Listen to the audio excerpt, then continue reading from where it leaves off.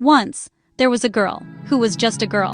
Her name was Hadassah, but many knew her as Esther. She lived a simple life, not in a grand palace, but in a quiet home filled with love. Her world was small, yet it was safe. She was an orphan, but she was not alone. Her cousin Mordecai took her in as his own daughter. He loved her, and taught her the ways of their people, about faith, about hope, and about the God who watches over them. Her days were ordinary, filled with simple tasks and quiet moments. She never imagined a destiny beyond the love of her family and the peace of her home. Esther was beautiful, gently, like a flower that blooms in secret. She did not dream of crowns, she dreamed of a peaceful life. Days flowed like a calm river, or so she thought. The palace was a world of overwhelming splendor, a kaleidoscope of shimmering silks, glittering jewels, and pillars of polished stone. For a girl from a simple home, it was almost too much.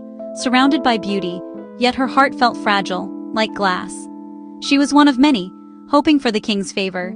Days filled with perfumes, lessons, and exquisite robes. Yet, amidst the luxury, she felt deeply alone. She missed Mordecai. Others showed talent and ambition, but in Esther, he saw gentle grace.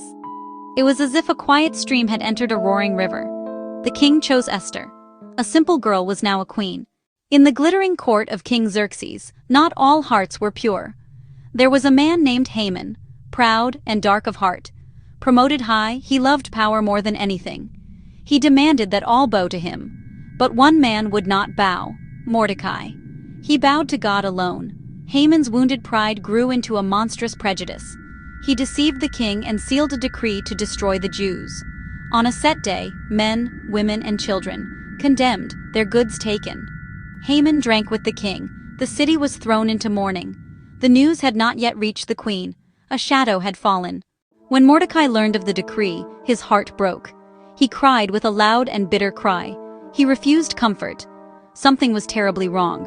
Mordecai told her everything and sent the decree to her. To approach the king unbidden meant death, unless he held out the scepter. He had not called for her in 30 days. Do not think you alone will escape. If you remain silent, deliverance will arise from another place. And who knows but that you have come to your royal position for such a time as this? Her crown was not for comfort, her position was not an accident. Fear remained, but courage rose to meet it. Go, gather all the Jews in Susa, fast for me, 3 days, night and day. Her fear was being transformed into faith. The decision was made, she would go to the king, each layer, like armor, not for vanity, but to honor his position. She stood at the entrance, time stretched. He saw her, and his heart softened. A sign of life, of acceptance.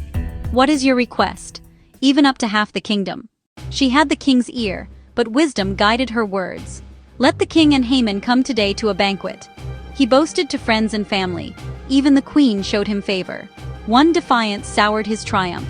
Set up a pole, 75 feet high. The idea pleased him. That night the king could not sleep. He heard how Mordecai once saved his life. What honor has Mordecai received? Nothing.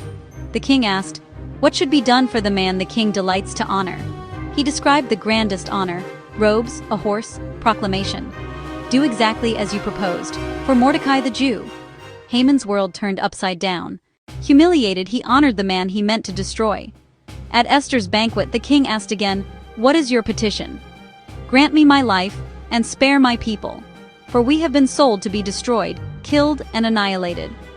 Who is he? Esther answered, this vile Haman. Haman was hanged on the very pole he had built for Mordecai. The first decree stood, but a new one gave the Jews the right to defend themselves. The message of hope went out to every province. When the day came, their enemies were defeated. Sorrow turned to joy, mourning to celebration, a festival called Purim. The story has been told for generations, a legacy of light. You are not an accident. Your life has a purpose.